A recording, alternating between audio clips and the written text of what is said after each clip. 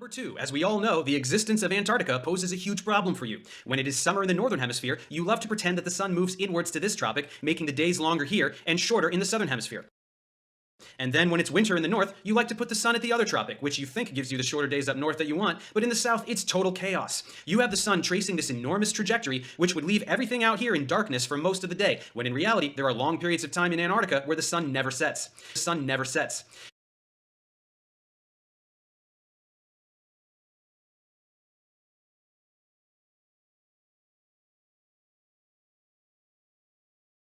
It's cold out here. Yeah, it is. It's like the South Pole. It's like the deep South Pole, if there was one.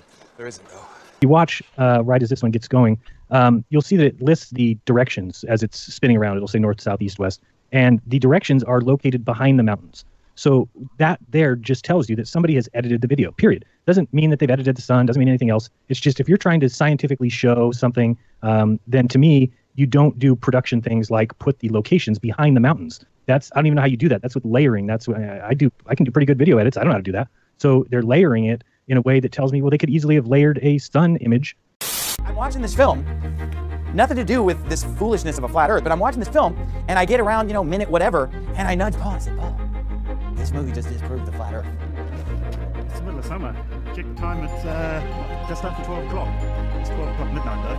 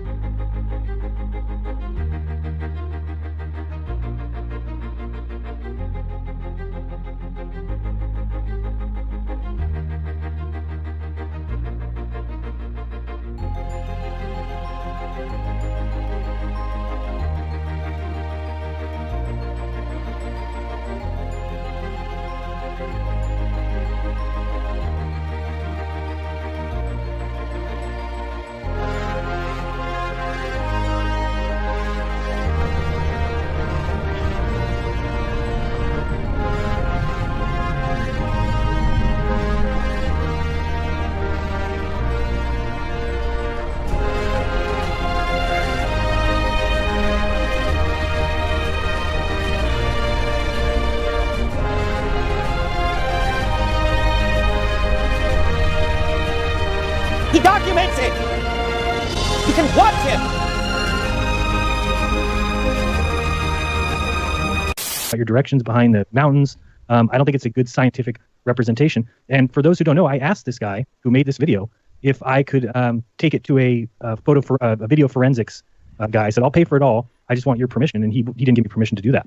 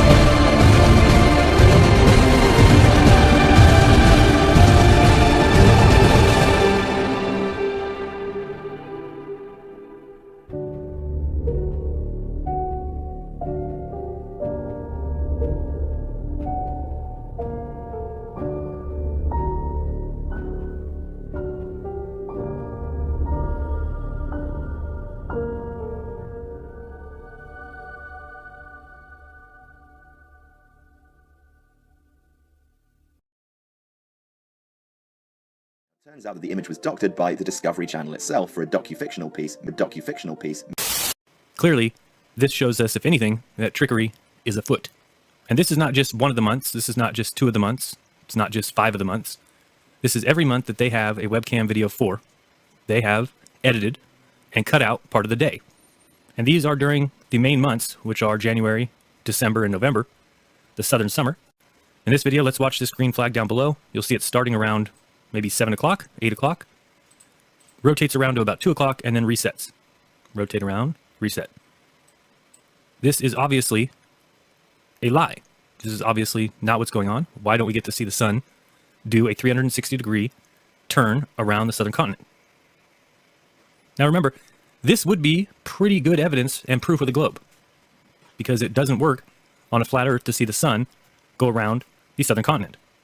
However, on a globe, it is something that should be really evident and should be seen in every single summer video from the South Pole. But again, watch the flag. It'll start around 8 o'clock, rotate around until it gets to 2, and then reset and start over. This should be a huge eye-opener. Should be something that screams to you, fraud, fake, set up, contrived. A docufictional piece. So I emailed the head of the Australian Antarctic Division there, and she wrote back and basically said that the webcams at their Antarctic stations are subject to very limited internet connections, and frequent interruptions and dropouts are commonplace as the outages due to weather are extreme.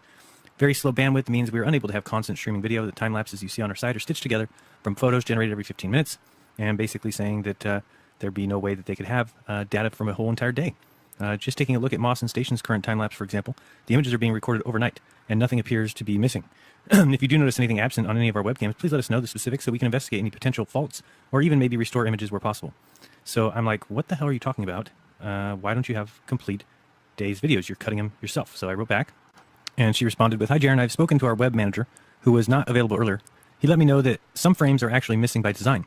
Because the webcams were set up so long ago, he had forgotten about a script he had written to omit frames that are mostly all black to save on space, bandwidth, and overall quality of the video. Chunks of time with just black screens are a bit of a waste. He said that if there is any reasonable light source in the image, then the image would not be omitted, and that the missing frames are based only on the amount of light in the image. That if there is any reasonable light source in the image, then the image would not be omitted, and that the missing frames are based only on the amount of light in the image. Thanks for your email. We will now add this to the FAQ for future webcam visitors." And if you can't tell, this is complete and total horseshit, because what we were just looking at was the summer months when there is no night.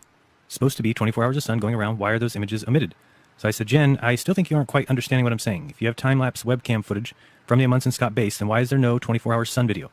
You guys have cut and edited every single video. Why? It makes no sense with your answers below about black screens. Please explain. For example, watch all videos for November, December, January, 2011, 2012, 2013. And the most recent email, which came earlier this week, said, "Hi Jaron, the Amundsen Scott Station is an American facility, and for all inquiries regarding their webcam footage, you need to contact them. The information and explanation that Jen provided below still applies to ours. Kind regards, Denise." So I have emailed all the people at the NOAA and the NSF, and we were waiting to see if they've got anything new to say besides just the same nonsense responses. So again, I've sped up this camera footage just a little bit to get you some more views of these time-lapse footages, but it's all much of the same. You'll see shadows going halfway around and then resetting. You can watch the time in every single video to see that never is a whole day played. Sometimes it actually appears that the shadow comes very close to doing some sort of a 360-degree turn, but regardless, you can look at the time and see that at minimum, 8 to 10 hours is cut out of every video. So how could the shadow even be coming close to doing a 360 if you're cutting out a third or more of the day? Again, this is good evidence here. If you watch the purple flag start out very long, then it gets short as it goes in front of you, and then becomes long as it resets and starts over. So as I said, even if you watch that little igloo on the left, it may look really close to a 360-degree turn, but by looking at the time, 10 hours are cut out of that day.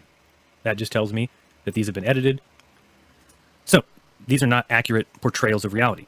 Again, the biggest and most obvious point here is that if it was a globe that we live on, then what they are trying to show us would be 1, easy, 2, occur daily, and 3, plainly evident. And it is none of those. It looks like they're trying to cut it up. It looks like they're trying to portray something that isn't actually happening. And it looks like they're trying to fool us. Let's pay attention to something here. Watch the shadow as it rotates towards the upper left of the screen, and notice the shadow in this video coincides with the sun, not the opposite as would be required by, physics and optics. The shadow should be opposite of the sun, not rotating in tandem with it. again, more evidence of extreme trickery, extreme editing. They're simply trying to sell us something that isn't reality. For a docufictional piece. Now, some people have said that it's been debunked, and so I want to bring up some proofs that it has not been. Let's see here. So you should be looking at my browser now. So I found this really cool site. Let me show you where it is here. Okay. So, and it shouldn't shock you. I mean, it's obvious why, but this site is weather.cs.uit.no. It's from the Arctic University of Norway. This is pretty incredible. They have, you can go to any year, previous year, go back even further. And these are all daily time lapses for every single day of that year. And, you know, this is something they don't have in the South. I'm sure people have seen before. Do I have that up? Is it this one? Yeah. So this is the South Pole webcam page. Much different. The fact that, number one, it starts with the live cameras currently down. You can also see time-lapse movies from the camera. So we'll just jump over there real quick. Here's a time-lapse. Takes a little while for it to... Oh, that was quick. So if you go to, for instance, this is set January through March 2016, and we press play on this.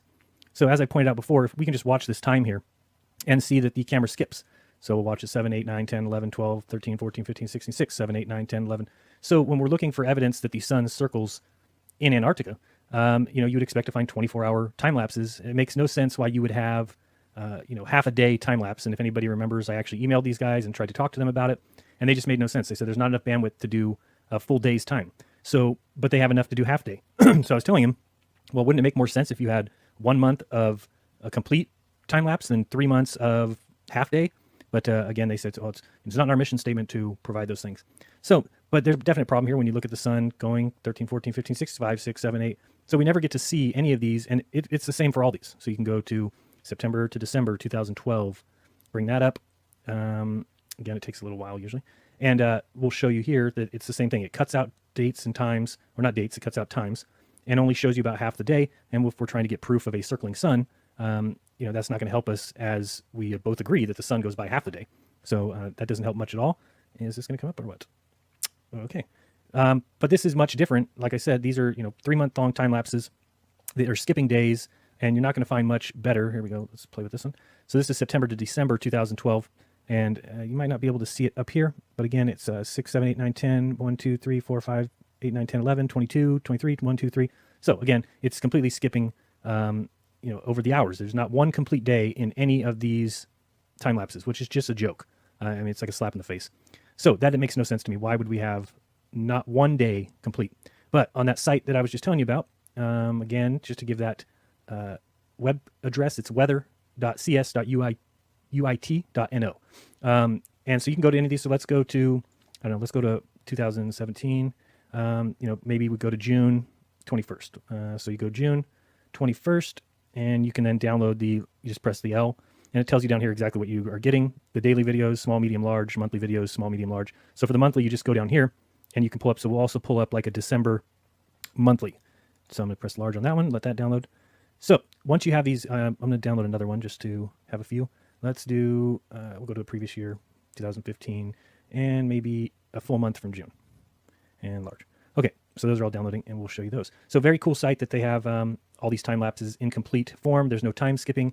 Bob, I just put a link in the chat right here. If you go to that link, I was looking here the other day, and I actually went there to get a video I've seen before, and I noticed something new. I said, wait a second, why does this site show a different site thing on the right? And I said, oh my goodness, they added January through March of 2016, April through June 2016. And I said, okay, now they've definitely faked it. If you click on one of those, Bob, go to like go to January through March 2016, and then press play. They did the same thing again. And I mean, that's ridiculous. If even at this point, they still are not going to show shadows doing a 360. You'll see that the shadow goes around halfway and then clicks over in there. They still can't even show the sun doing a 360. So I mean, unless this is a psyop or something, I don't understand why they would even put this out, because it's a joke. It's an absolute joke that you tell us there's a 24-hour sun that goes around, and this is the South Pole. This isn't Mawson Station. This isn't, you know, somewhere else. This isn't Ross. This is, you know, Munson Scott at the 90-degree mark, and they can't even show it. It's just, they cut the film. And if you watch the time, look at the time up top. It's 7, 8, 9, 10, 11, 12, 13, 14, 15, 16, 5, 6. Jeez. So what the hell are they doing? So it's just pathetic. Yeah. And all this is because they were trying to say bandwidth. I'm sorry, John, go ahead. I'm just going to say, it should be tropical down there, honestly. In a globe Earth scenario, that place should be freaking tropical. Yeah, it's got the sun just beating on it. It's angled right at the sun, and it's 375 Earth diameters closer to the sun than it is for our summer. That's ridiculous. Yeah. Yeah. There's absolutely no excuse for that. That is ridiculous. And so again, gonna plant some palm trees and work on my tan. You got any lip balm? And wouldn't you think that they would rather put up, don't they realize that it would be better to put up 1 month of full footage of the sun actually doing, I mean, do we really need to see 3 months of half footage? Who the hell wants to see that? Like, that's not showing us anything. Who comes here to look at their webcam footage to see you cut the day in half every time? It doesn't even make any sense. well, they're counting on people not looking at the time and date up at the top. They're simply saying, oh yeah, well, I'll be darned. There, it looks like it's daylight all day long.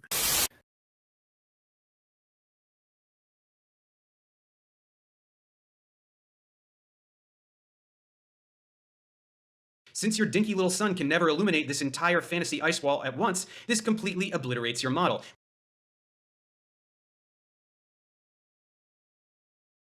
It can travel further, the light, based on where this sun is. You know, if it's here, you're not going to get light traveling over here, right? And if it's here, you're going to get, you know, this much light covered. So you have to kind of look at it that way as far as, and then when you get to the outside, as we get over here, then it's possible that it's lighting up the entire thing. And again, that's the coffee cup caustic. So you'll see here, the coffee cup caustic is this, what we see here. And as you get closer to the outside of your lens, you get a lit up area. Now this is basic. It doesn't mean, again, you know, you can make fun of it all you want. These are the ways of finding what could possibly be true. So when we have 24-hour sun in the south, could it just be that we're getting 24-hour light, yet the sun itself is still traveling around, causing the outside to light up? So that's why that's cool. And again, you can do extended rays, which kind of give you a clearer idea of what's going on. Then you get this kind of reflected look all the way around. So there's lots to do on this site. Again, it's Rick, RICKTU 288 github.io. And then again, you can also do a point source. Oops, and let me delete this one out. So anyway, there's just lots that you can do in here. And when talking about the coffee cup caustic, which is when you get too close to this outside and everything lights up, and that's a known effect. And I think people have seen me show it before, but if you go to SunArcs, just to look at what they look like. Okay, so when we just saw that thing that said all images, this is what they were showing, is these kind of effects. And when you see this, or we see this, and you go to a coffee cup caustic, let's see, we'll go this one. So if I do coffee cup caustic, we'll see that that's exactly the same thing. So go here, go images. All right, so you see this effect that it's happening coming out of this glass. It's happening in this coffee cup. No, it doesn't mean we live in a coffee cup. Anybody who surmises that is has lost their mind. But you can see these effects that happen because of it, and it just so happens that we're seeing the same effects in reality. So that should tell us that we need to start looking around the ideas of the lens, of water, of reflection, of refraction. That's what's happening. Is you've got the light source on the other side lighting up the entire other portion. You know, the light's on the right here coming through, lighting up this, and when we look at SunArcs, it's the same thing. This is almost to a T. It's identical. Now they want to tell you some nonsense about this, that it's ice crystals in the sky and that they're at the perfect angle. I mean, it just doesn't make sense. So just wanted to show that the coffee cup caustic is what's happening.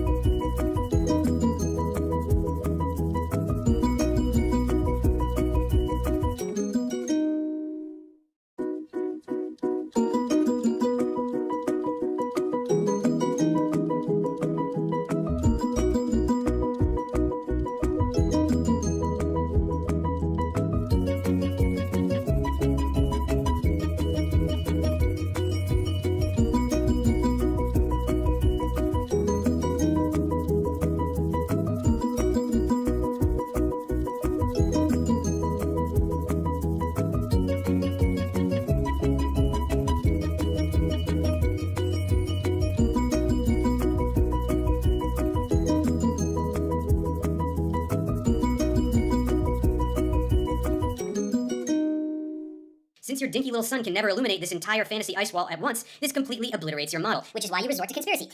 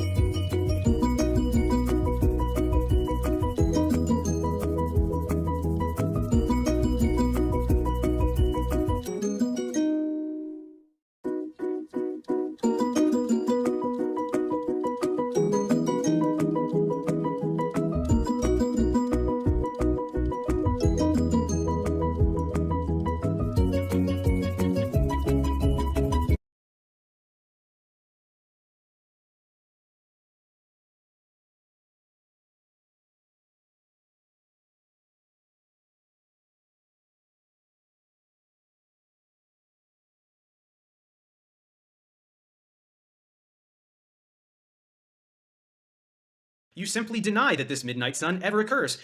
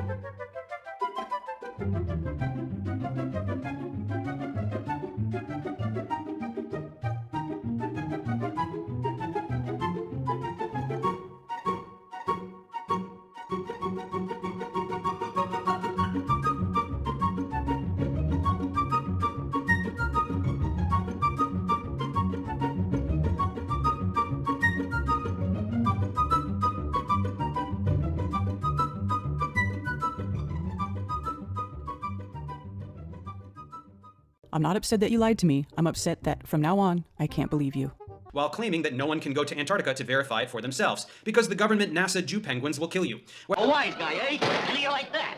Oh, a wise guy. Wise guy! What's the matter? Wise guy? A wise guy, huh? The Antarctic Treaty was executed in 1959 and has been in place ever since. Think about it. No country had any real alleged concerns about the environment at that time. One of the more interesting facts is that the Soviet Union also ratified the treaty, and did so from the beginning on December 1st, 1959. Do you really think the Soviets were truly concerned about the penguins and the fragile Antarctic environment? In other words, America, the USSR, and the rest of the major countries of the world remained partners in generally closing Antarctica throughout most of the so-called fake space race, the Cuban Missile Crisis of 1962,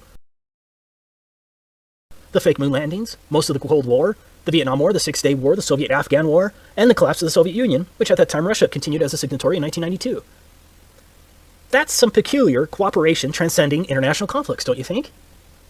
Do you really think that the vast resources and strategic military benefits of Antarctica were multilaterally put aside because of penguins? Even North Korea has been a signatory since 1987. For some strange reason, the Antarctic Treaty has remained sacrosanct for nearly 60 years, regardless of worldwide conflicts. For the reasonable, objective person, alarm bells should be going off right now. As I was preparing this video, I found something else that's interesting. Out of all the flags of all the countries across the Earth, Can you guess which one only shows a map of the country as the emblem of the country? You guessed it. Only one. Antarctica. Yeah, the one country they want you to know the shape of. That doesn't reek of programming, does it? Let me make this clear from the beginning. Travel to Antarctica is more difficult than travel to a military base. Sure, the military base may have a visitor shop near the entrance, but if you go beyond that visitor shop or another designated travel area without clearance, you're going to get arrested, or something worse. I'm sure I already have a few globe shields ready to pounce, armed with various inanities to counter my statement, but let's ignore the global spin. This video is about evidence and facts and the reasonable assumptions based thereon. So let's decide to take a theoretical trip across Antarctica to find the edge, if any. I'm not talking about going to the visitor center along the edge of Antarctica, or an overly expensive cruise to a small ice shelf along the edge with a small excursion, or a flight to one of the multiple ceremonial poles, and then straight back again. Yeah, that's not strange at all. I must reiterate, because I will get a dozen comments telling me to take a cruise or that someone's best friend went to Antarctica.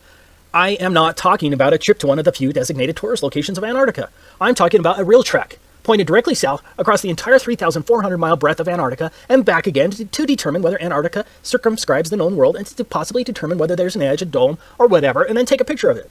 I'm talking about repeating the trek of Admiral Byrd and discovering that area as big as the United States that has never been seen by a human being on the other side of the South Pole, full of minerals and such just waiting to be explored. But strangely enough, there's left in the world today an area as big as the United States that's never been seen by a human being. And that's beyond the pole, on the other side of the South Pole, from Middle America. And I think it's quite astonishing that there should be an area as big as that unexplored. Okay, let's get started with our theoretical trip. So what is required to trek across the entire breadth of Antarctica? Now, I'm in the United States, and so we're going to examine it from the position of a slave of the U.S. But the rules are going to be the same for all 53 signatory countries of the Antarctic Treaty, and everyone else, since these countries all enforce the same provisions. To begin with, we need to understand that anything below the 60th south parallel is referred to as the Antarctic Treaty Area. What does that mean? That means I'm generally not allowed within hundreds of miles of Antarctica, from approximately 400 to 900 miles, without obtaining a permit to do so. Now, the U.S. government has recorded that some sailors have seen the mountain ranges of Antarctica at 300 miles distance while sailing. Of course, 300 miles should be impossible on the globe with a curvature drop of 11.4 miles, but the 60th parallel is between 400 and 900 miles away from the shoreline of Antarctica. Even under a flat Earth, that's a lot of lower atmosphere to see through, also referred to as atmospheric extinction factor, and a lot of angular size reduction. Despite the claims of the ignorant globe zealots, you can't see through that much lower atmosphere. In other words, I can't even see Antarctica from the ocean without first obtaining a permit from the U.S. State Department, or whatever department that controls that in your country. Taking a trip to the 60th south parallel isn't going to accomplish anything, and so we're stuck with getting a government permit. So let's go through the steps to obtaining a permit from the U.S. State Department. This is the handbook of the Antarctic Treaty System. These are the rules that govern all signatories to the treaty. We'll be citing to it regularly as it lays down the rules that govern the Antarctic Treaty beyond the fluff of the treaty language itself. Most importantly, we're going to look at the rules governing non-governmental activities located here, and some of the rules regarding the protection of the environment located here. Now, as a U.S. slave, this is the first form you'll have to submit to get approved to travel to Antarctica. The form itself seems rather innocuous until you understand exactly what is involved in the application process. In summary, Antarctica is treated as a giant natural reserve. Like a military base, all activities and pathways in Antarctica must be approved. This is unlike any other area in the world, except maybe a place like North Korea. So when I say that no independent travel is allowed below the 60th south parallel, I'm stating an admitted fact well recorded as international law. The protocol states as a matter of principle that all activities are to be planned and conducted on the basis of information sufficient to evaluate their possible impact on the Antarctic environment and its associated ecosystems, and on the value of Antarctica for the conduct of scientific research. Organizers should be aware that the environmental protocol requires that activities shall be modified, suspended, or cancelled if they result or threaten to result in impacts upon the Antarctic environment or dependent or associated ecosystems. If you visit Russia, with a Russian visa for example, are you limited to one particular neighborhood and certain pathways? For those who visit America as a tourist, are you restricted to New York City? Or are you generally allowed to travel around America? No one is just allowed to travel around Antarctica. All of your activities, vehicles, and pathways must be approved, but it gets much worse. Now, how many genuine people watching this video think that the purpose of seeing the edge, the dome, or the extended plain beyond Antarctica would be approved by the U.S. State Department and the other myriad of agencies? Are you ready to litigate the matter when some State Department official arbitrarily says something like, "I think your expedition is frivolous and would be too damaging to the environment, especially in the light of the frivolity of the expedition"? I don't think a court will overturn that decision, especially when treaty law supersedes any rights you may think you have. So we're going to have to come up with some fake expedition that will somehow get approved. Let's say we're a tree-hugging Luciferian geologist conducting a comprehensive analysis of the global carbon footprint on Antarctica and its flora and fauna. I think that sounds plausible, and so we could hypothetically fake our way in with respect to our purpose, but it will be tricky. Okay, I'm not advocating that anyone break the law. This is all theoretical. That brings us to the next point. Entire swaths of land are entirely off limits to all travel. These are called specially protected areas. It's pretty much guaranteed that no one is going to get a permit to go through a specially protected area. If my math is right, that's 1,373 square miles that are allegedly specially protected areas. You can see the maps on the websites, but I don't have time to plot all of them. Now, I agree that's not huge in comparison to the total alleged area of Antarctica. But I believe there's a distinct possibility that those swaths of land could be coordinated in such a way as to prevent me from going through Antarctica easily. So, right from the beginning, my route may be extra hard, especially if mountain pathways are blocked and the areas are much larger than claimed due to likely globe distance shenanigans. But let's go ahead and assume we can navigate around those prohibited, specially protected areas. Next, no motorized equipment is allowed at all for non-governmental personnel. Page 308 states, do not use aircraft, vessels, small boats, or other means of transport in ways that disturb wildlife either at sea or on land. That seems kind of hard, and very subjective, doesn't it? Antarctica itself is supposed to have a diameter of 3,400 miles. That means no motorized equipment for at least a 6,800-mile round trip? That sounds pretty damn impossible, right? Especially if Antarctica is much bigger than what is claimed. What about sled dogs? Surely they'll be allowed. What's that? Sled dogs aren't even allowed? Okay, so our trip is now limited to a very long hike in insanely harsh conditions over an extreme rise of elevation. On a side note, Antarctica has the highest average elevation of any alleged continent, but I'm sure that's just coincidence, right? But getting back to our insane trip, we not only have to walk at least 6,800 miles, mostly depending on when we need to turn around, we must also tread extremely lightly as walking on plants in Antarctica is prohibited. I can't damage plants or frighten wildlife on a 6,800-mile journey in a wilderness. I wonder if the Lewis and Clark expedition was limited by such requirements. Good luck traversing 6,800 miles on foot without damaging plants or frightening wildlife with no motorized equipment. I'm not saying that we couldn't figure out a way to get around these big issues, or maybe we could just, theoretically ignore the issues once we get there, but again, I'm not advocating that anyone break the law. I'm saying that these are listed enforcement rules under the Antarctic Treaty System, and so think of how easy it would be for one of the many international bureaucrats reviewing our application to deny a permit to trek across Antarctica based on this one plausible excuse. Sorry, you're going to end up walking on plants and scaring birds at least one time during your 6,800-mile journey, and the Antarctic Treaty System prohibits such activities. Application denied. For argument's sake, let's just assume we're going to figure out a way to get around that. Don't ask me how. The next issue is, how are we going to carry all that food and fuel for heat? And don't think that the Antarctic Treaty System isn't concerned with how we store our fuel. The United States itself is roughly 2,500 miles across. So imagine the difficulty of hauling food, climbing at extremely high and unknown elevations, and carrying all of your extremely warm gear and supplies across the United States from coast to coast and back again, all on foot with no food stops along the way. And don't forget, we're going to have to haul our poop as well. You are going to have to drag your poop with you on your 6,800-mile Antarctic hike. But it gets worse. Your poop is regulated by a different pseudo-government agency, the National Science Foundation. Here's where you can learn about what permit is required if you wanted to dispose of your poop on your 6,800-mile journey if you don't want to carry it. Could you imagine for your next trip to France and the custom agent saying, "Welcome to France. By the way, no vehicles are allowed, no animals are allowed, do not walk on any plants, and here's a bag for your poop. Be sure to bring a bag full." If you don't want to carry your poop, you're going to have to get a permit from the National Science Foundation. Enjoy your stay. But here's another and potentially bigger problem. What if there is no edge when you get there, but the conditions only get worse? How many years of supplies can one carry by a handheld sled and some skis? What if Antarctica goes beyond 3,400 miles? What then? When do you turn your back, and how do you prove it? Because the globe shows are just going to call you a liar anyways. Any sane person right now would have to admit that our little trip is impossible, but we have a lot of paid-for apologists for our slave masters who will still somehow claim that I'm lying when I say that independent travel in Antarctica is prohibited. But we're not done. Going back to our form, DS-4131, in addition to disclosure to other parties to the treaty, the information provided may be shared with the U.S. Environmental Protection Agency to ensure compliance with 40 CFR Part 8 Environmental Impact Assessment of Non-Governmental Activities in Antarctica, as well as with other relevant U.S. agencies. This brings us to one of the most important issues facing us. What is an environmental impact assessment? No country, even North Korea, would ever require an environmental assessment before traveling across their country. It's insane. Here's the definition of an environmental impacts assessment in the U.S. Code of Federal Regulations.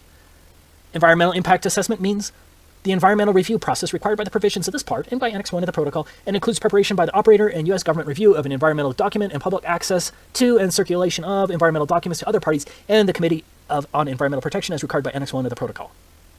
Well, let's see what the Committee for Environmental Protection says. Article 8 of the protocol requires the parties to conduct environmental impact assessments for their Antarctic activities and provides 3 levels of assessment according to the potential impacts of each activity. The procedures for environmental impact assessment are detailed in Annex 1 of the protocol. If a proposed activity is determined in a preliminary stage of assessment to have less than a minor or transitory impact, it may proceed.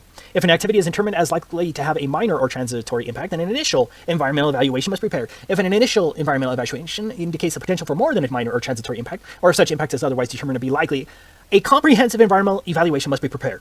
Draft CEEs are made publicly available and considered by the CEP, which then advises the ATCM, and that's a Antarctic Treaty Consultative Meeting. Comments provided by other parties in the ATCM must be addressed in a final CEE, which is used as basis for making a decision about whether and how the activity is conducted. Same law as here. It is the comprehensive environmental evaluation that's going to kill our expedition. Here's the regulation, and this applies to all signatories, including North Korea. Any operator who plans a non-governmental expedition that would require a CEE must submit a draft of the CEE by December 1st of the preceding year.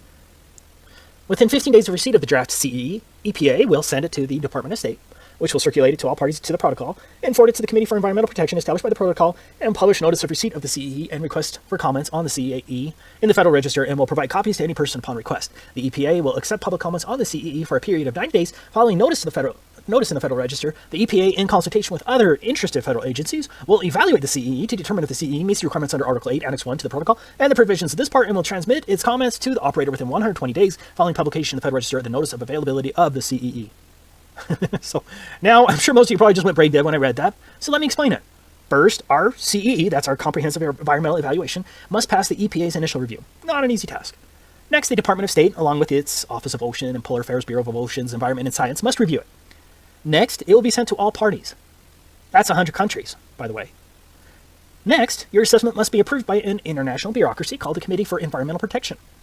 After their highly unlikely approval, the EPA will then publish it in the United States Federal Register. Now, why would they do that? Because any supposed private tree-hugging group can now sue to stop you from going there. Once that is done, assuming you haven't been sued, then the EPA, along with all of the other interested federal agency, whatever the hell that means, evaluates it again. Do you realize the amount of legal work this would entail? Do you realize how easy it would be for any one of hundreds of entities or thousands of bureaucrats to halt your expedition? Again, this applies to all countries. One person in the comments of my last Antarctic video claimed that it wasn't necessary in the United Kingdom. Well, he lied. The Environmental or Madrid Protocol is part of the Antarctic Treaty System and applies to all countries. Here is the requirement on the UK application if you're interested. As explained above, for every person in the United States who wants to get a permit to travel across Antarctica has to first submit the environmental impact assessment to the EPA. Do you know what the environmental impact statement costs? This is very similar. A typical environmental impact statement costs from $250,000 to $2 million. And those are a lot easier than this comprehensive environmental analysis required under the Antarctic Treaty. For us, the biggest problem is that you would have to incur the expense of the environmental impact assessment before you know if you're denied, due to whatever arbitrary claim a bureaucrat can think of.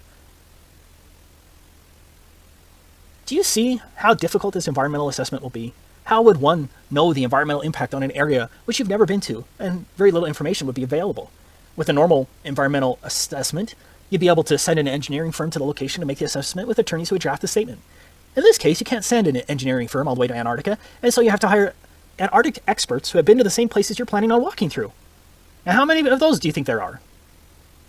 I say that we can safely assume that the price of getting an environmental impacts assessment approved by the EPA and the international agency would cost millions, assuming no supposed private group sues you once it's published in the Federal Register.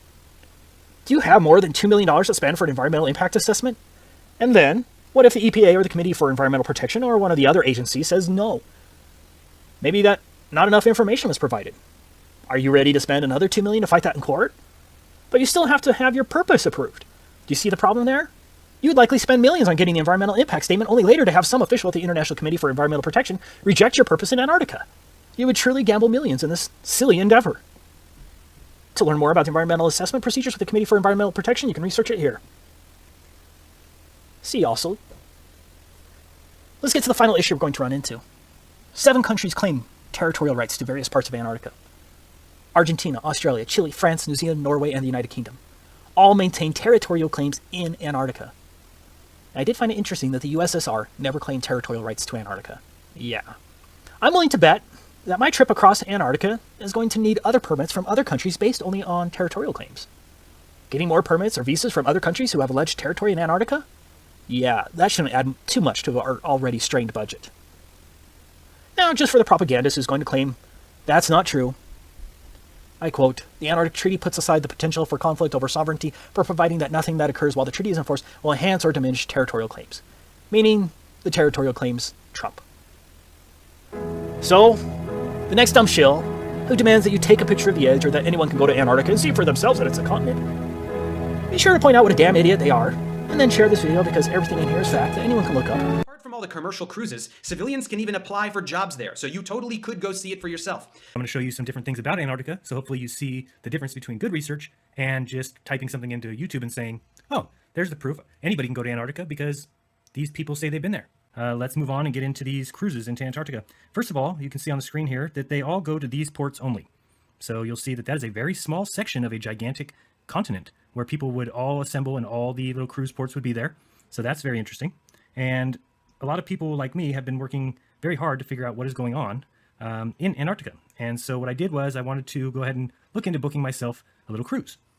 But what they don't do is patrol the entire Antarctica because anybody can go there. And what I find utterly stupid is the fact that there's literally tens of thousands of people moving over Antarctica every single week. So the first thing I will do is show you why not everyone can go there.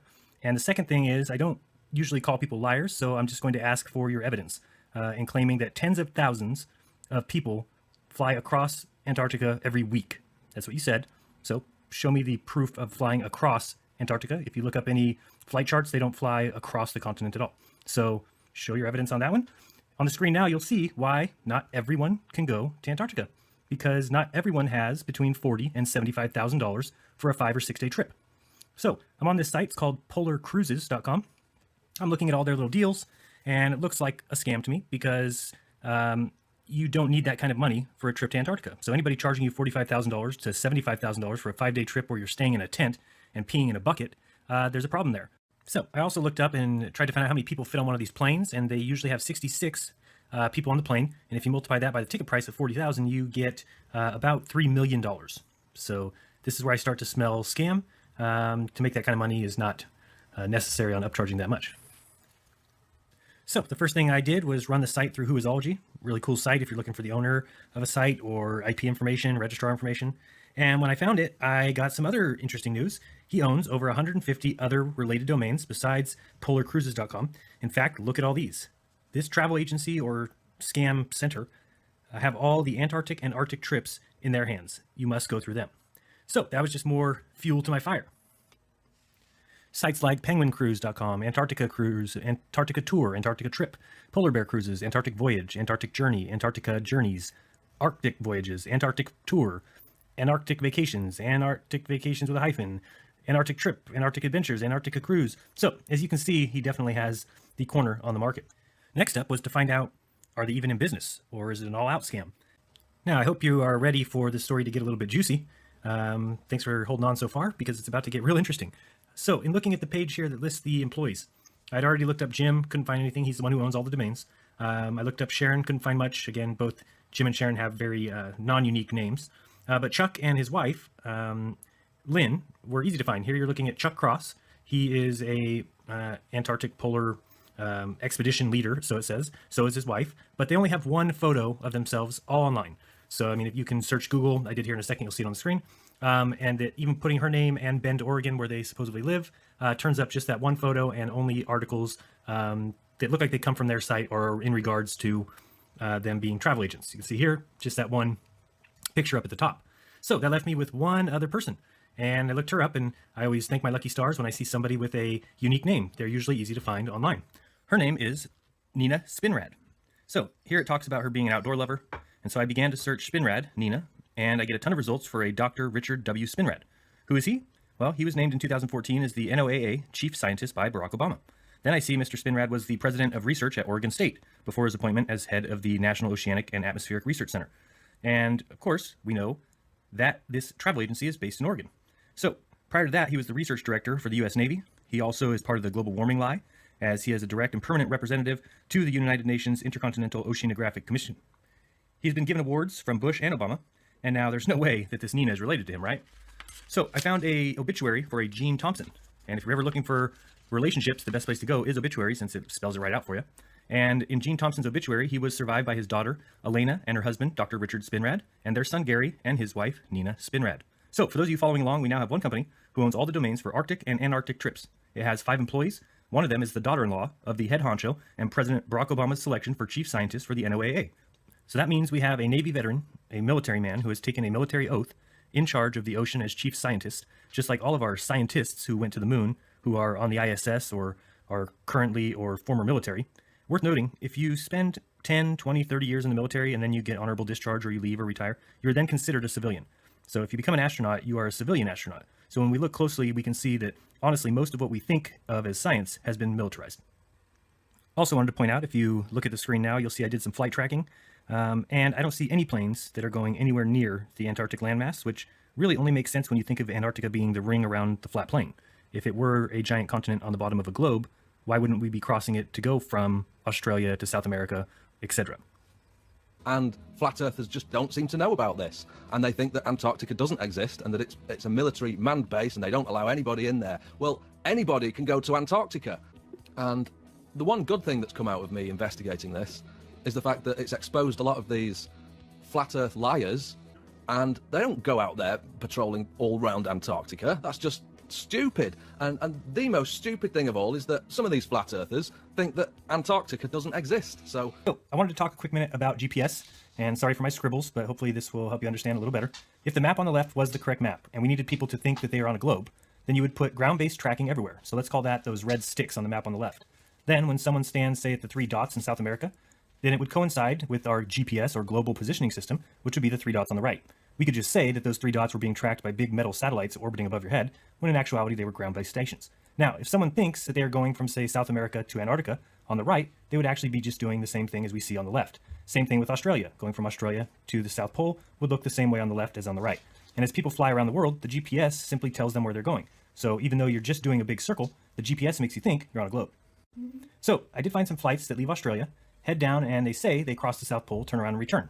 So from the 3 places in Australia where these planes leave, all would take 12 hours according to the site, but all distances are 8,000 miles plus.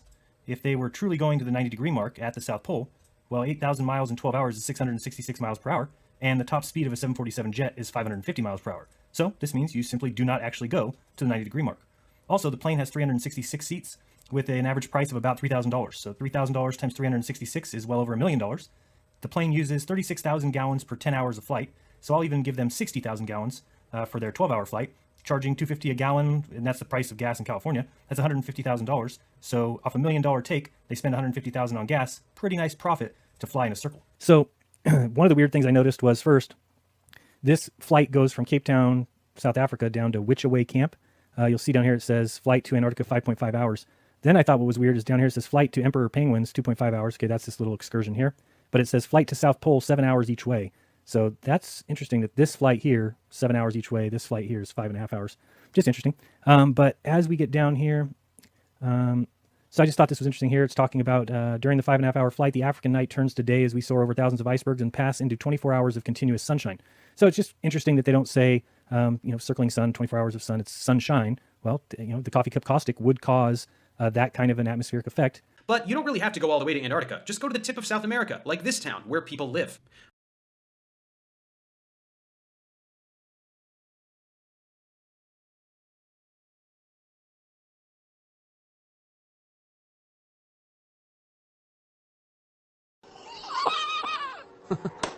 What an idiot! Or don't even go there. Just look up times of sunrise and sunset on the internet. In mid-December, sunrise is earlier than 5 a.m. and sunset is later than 10 p.m.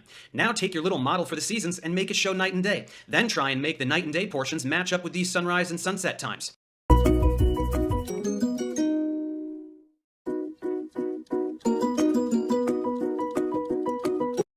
Demonstrate the light from the sun illuminating this location for more than 70% of its trajectory.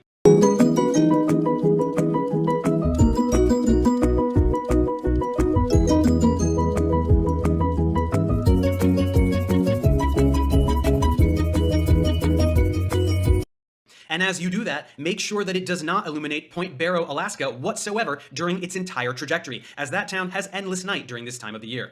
That's right, lots of sun over here and zero sun over here. Good luck. If you decide to even try, observe that the light patterns become so nonsensical that not even the most meth-fueled creatives amongst you could vomit enough magnetism jargon to justify it. If you can't make your model show the seasons and night and day at the same time, as I pointed out that you can't almost a year ago, then seriously consider shutting up forever. Why you gotta be so rude? Don't you know I'm human too? Why you gotta be so rude?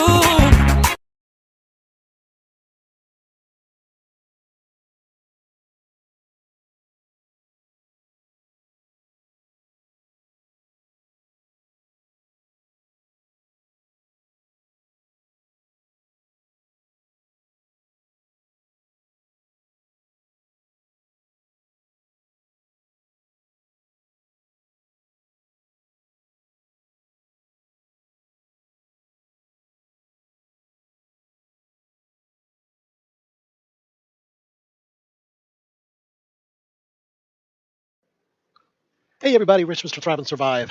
July 13th, 2020. Doing this little video here to just show the utter stupidity that people will put their own brains into to just hold on to a concept. This is my most recent video, Understand Your World Terminator Line. Terminator Line disproves science model. And what we have here is the Terminator Line I show is always straight, as NASA and everybody else always shows this, and it has to be straight, always.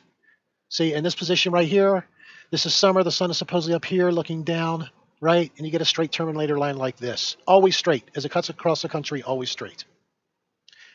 And I point out that on this projection here, you can see this is spring or fall equinox, either one. The twilight times, especially, you get a straight, almost ruler straight edge line north to south. However, when you go into the, let's see, here we go. When you get into summer, which is what we're going to look at here real quickly, you'll see this line curves. It becomes like a bell curve. There is no straight line, especially even out here where you have the twilight lines. So what I'm going to do is I'm going to shift this over to the United States, because let's take a look at, here's a typical comment here. See Harry Callahan's channel for a superb demonstration of these maps being wrapped back around a globe. Of course, we will end up with a perfectly straight Terminator line every time. Well, I just showed you don't end up with a perfectly straight Terminator line unless it's spring or fall. You need to learn how a cylindrical map projection works, Rich. Just add a link, but you won't tend to allow them. No, I don't allow links because I get spammed like crazy. So, Paulster X, here's my reply to you. We can actually forget about the projection. Let's do this. Okay, we're going to use this map of the United States, and guess what? This will work even if you use your idol, the globe. We have the latitude and longitude lines on here. They're going to be the same as on a globe. They have the little curve on it. Anyway, what we're going to do is we're going to pick cities. St. Paul, Minnesota. Des Moines, Iowa. Jefferson City, Missouri. Little Rock, Arkansas. And Beaumont, Texas, which is right down here in the corner of this box. Yeah, they're not perfectly in line. If somebody wants to go to where I'm going to show you and find cities, zoom in and find cities that are directly in line on, one latitude, longitude, go for it. But you won't need to. You're going to see here how idiotic they are with convincing themselves that a straight line on a projection, all of a sudden the projection produces a curved line. Now, I've seen the other argument too. This guy says it's always going to produce a straight line on that projection, where I just showed you it doesn't. It doesn't in the fall. I'm sorry, it doesn't at the summer and winter solstice. It suddenly becomes curved on the exact same projection. They can't mentally handle it. So let's take a look at these cities, and we are going to see how sunrise and sunset times, see how they match up with the projection at both the equinoxes and at the summer solstice. Now again, let's briefly explain their crazy argument. Somehow, take the projection of, when you take the globe that I showed, which shows a straight Terminator line always, you can't then take that onto a map because it distorts it. The comment I read says it's always straight. And most of the commenters are saying, no, this curve is caused by putting it on a Mercator projection or a flat map. You just can't have it both ways. The projection can't just change it because it's a different time of year. These are crazy arguments. So again, we're going to use the USA map, and we're going to look at sunrise and sunset times, because these places on the map don't change, and it doesn't matter where they are on a globe or a map. Pick your poison. If the sunrise and sunset times are truly in a straight line, they should be represented that way always. So let's see what we come up with. All the data that I have for this comes from a site called sunrisesunset.com. And what I will do is, there you go, upper right-hand corner here, sunrisesunset.com. And I will put a list of these at the end of the video. I'll let them run for about 4 or 5 seconds each, so you can pause and see that I haven't lied about the data. But you can get your own data here, And this is, for this one, it's St. Paul, Minnesota, March 2020. And you come down to the 21st, and twilight was at 7:55 p.m., and that's the data I used. So let's get into the spreadsheet and see what we come up with. Okay, here we have our data, and we're looking at the twilight time. And I don't know if it's the very outer or the next to the outer gray part of the projection of twilight that we looked at, but that's what I picked, twilight. And here we go. St. Paul, and this is spring. Made it easy. Might be 1 day off of the equinox, maybe 2 in some years, but I picked I picked March 21st for the spring, and I picked June 21st for the summer. So the twilight starts in St. Paul in the spring at 7:52 p.m. In Des Moines, it starts at 7:55 p.m. Jefferson City, 7:48 p.m. Little Rock, 7:46 p.m. And Beaumont, Texas, 7:52 p.m. And generally speaking, these are off a little bit by how far they are east and west. It's that simple. Pretty much they're in a straight line. St. Paul is the baseline. Des Moines, twilight starts just 3 minutes later. Jefferson City, it starts 4 minutes earlier than St. Paul. Little Rock is the biggest outlier, 6 minutes off of St. Paul's twilight time, and Beaumont, Texas equals St. Paul exactly, which is interesting because this is the most northern and southern part. We basically have a straight line north and south of twilight, which means you have a straight line north and south of sunset and things like that in the spring. Should be no doubt about that. So now we're looking at the summer solstice, and we're going to see, does this outer terminator line here actually curve, or does it stay straight? Let's take a look. So here's the spring data we just looked at. And let's come over here to summer and see what twilight starts. St. Paul, Minnesota, it starts at 9:40 p.m. Des Moines, Iowa, 9:26 p.m. Jefferson City, Missouri, 9:08 p.m. Little Rock, Arkansas, 8:55 p.m. And Beaumont, Texas, 8:48 p.m. So with the base being St. Paul, just like over here, 0. Des Moines, instead of 3 minutes later, it's now 14 minutes earlier. Jefferson City, instead of 4 minutes earlier, it's 32 minutes earlier. So Little Rock, this is the outlier, 6 minutes. Now it's 45 minutes earlier. Beaumont, Texas, 52 minutes earlier than St. Paul. Not only is it increasing, but it tends to be increasing at an increasing rate as we go south. Whereas before, we didn't have that. This is basically a straight line. This is a curve. Not only that, but it's actually curving more. Now, there is some east-west. Like I said, pick perfect cities if you want. And what we will see is that this is actually curving at a greater rate as you go down farther south. Now, just a simple graph done on an Excel spreadsheet shows that it's going at an exponential rate over. Those of you who know calculus, I used to know it and be able to do it. You can calculate the exact slope here. It'd be cool if someone actually did that, calculated the slope of the curve, and calculate the slope of the curve in the spring also. But as you can see, we have a bell curve is what's happening, and a curve that is getting greater in its curve, so to speak, as you go on. So unless the United States suddenly then changed its texture to wrap around a globe only in the summer, you guys on the other side have a problem. And the shame is that this is so easy for anybody to do, and to make up such nonsense is crazy. Take care, guys. Bye.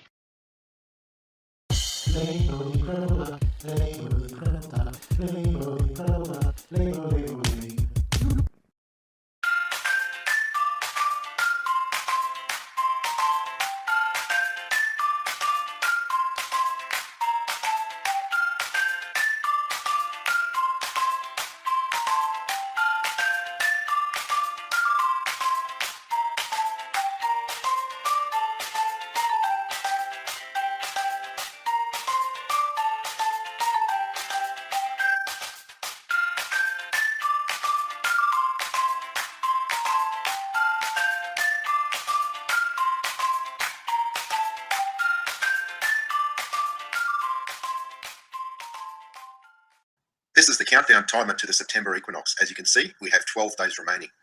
This will be the 5th equinox to occur since I encountered Flat Earth on YouTube in August 2016. And on each occasion, I have encouraged Flat Earthers to go out and make actual observations of the sun angles on the equinox. For some reason, they continue to remain reluctant to do so. Maybe change that to, for some reason I'm saying this despite them having already done that. And personally, I find that quite puzzling. It must be puzzling. You know, like in the real world, it's been done by flat earthers. But in the real world, you think it hasn't been done by flat earthers. Oh, that's embarrassing. Speaks of like early onset Alzheimer's, perhaps. But let's wind on. Oh, this is precious. This is absolutely brilliant. So he goes on to say equinox, so on and so forth, on this date. Like, oh, on this date, the one shown on the screen, but the one that I was showing at the start of this hangout. So let's go to here, okay? And listen, this is the Kisato equatorial sundial, even though that's not an equatorial sundial. Just, you know, thought I'd point that out. That's a sundial. It's not an equatorial sundial. An equatorial sundial is on an arc. I'll show one, okay? But let's carry on listening to him. To understand this experiment, we're first going to look at the Kisato sundial, which is located directly on the equator near Quito in Ecuador. So as you can see by the people on the sundial, it is quite large, and because it is located at the equator, the gnomon is vertical.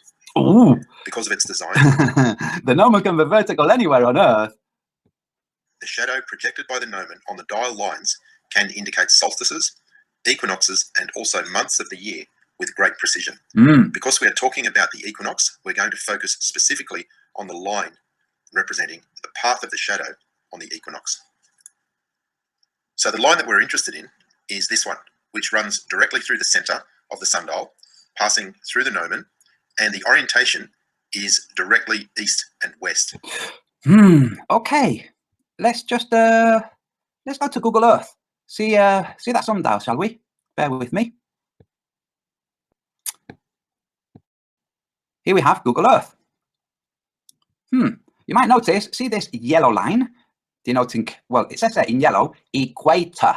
This yellow line, you know the yellow line that is on the bottom edge here of this line? And you see how that line veers off? It's like, good Lord, it veers off. Can you see how it veers off?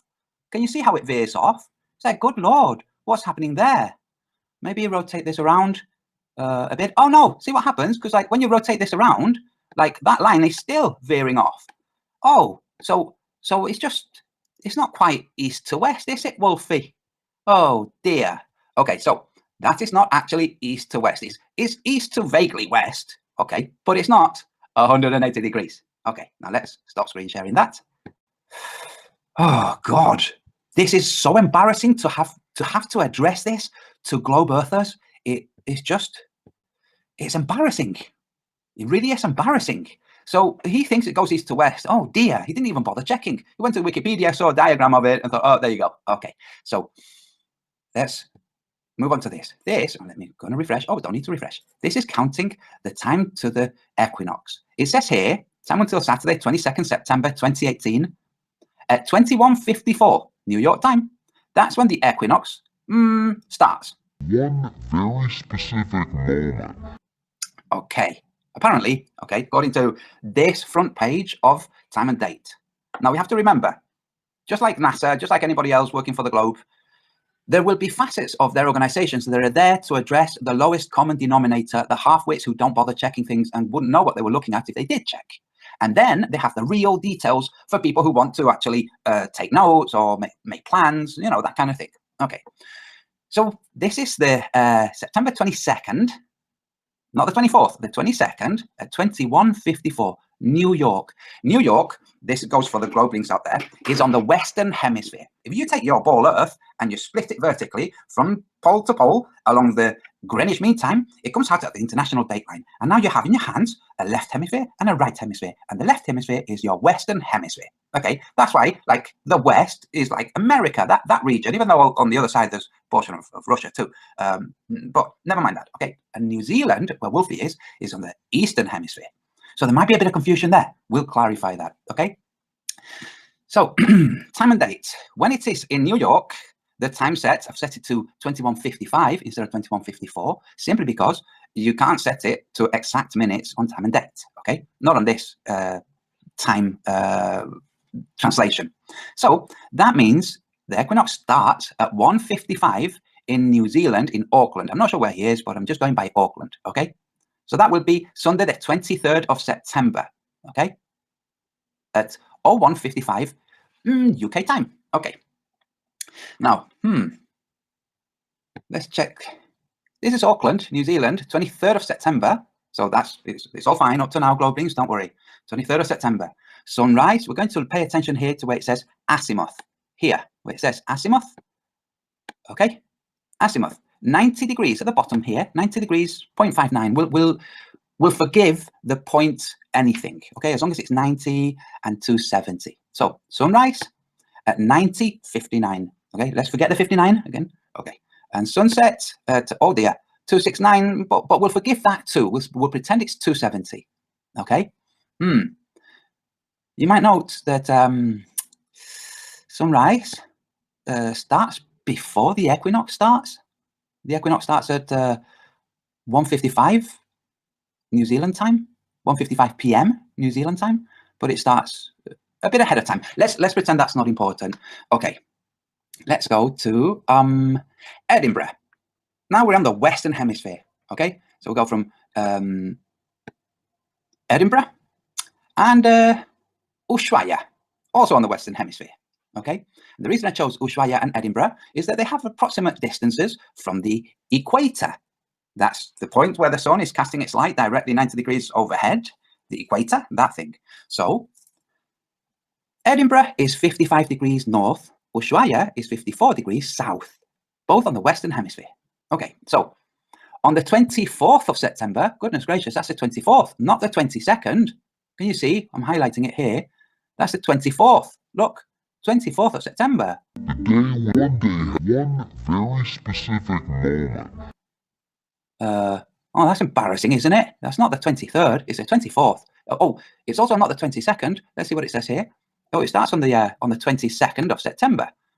So you think maybe the next day, the 23rd of September, but no. The 24th in Edinburgh on the 24th of September, sunrise will happen at 89.45. According to this, we will check with time and date, okay? And sunset happens, oops, sorry, that's culmination, silly me, at 2:70. That's great. We'll call that the equinox in Edinburgh on the 24th, not the 22nd or the 23rd, but the 24th of September.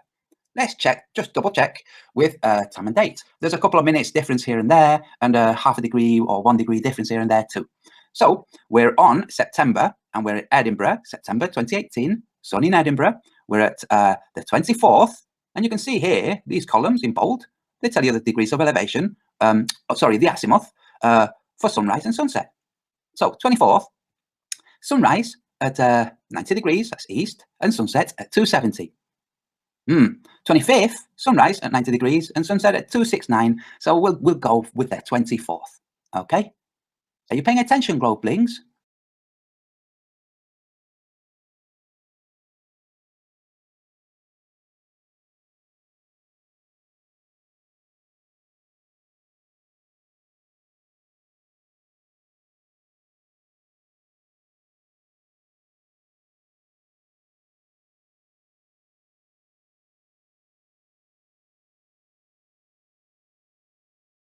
One very specific moment.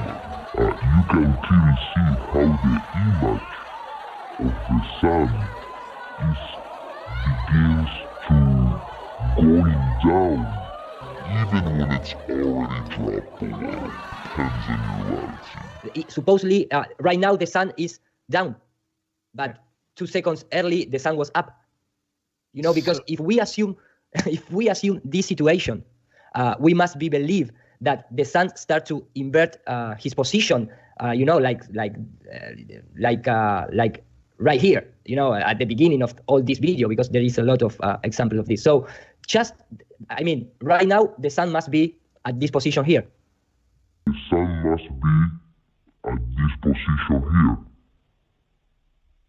So, at what moment this, transition happened?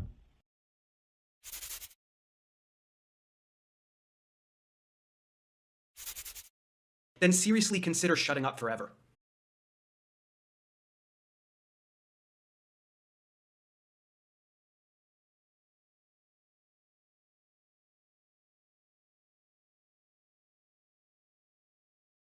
I will tell the whole world you are the weakest link. Goodbye.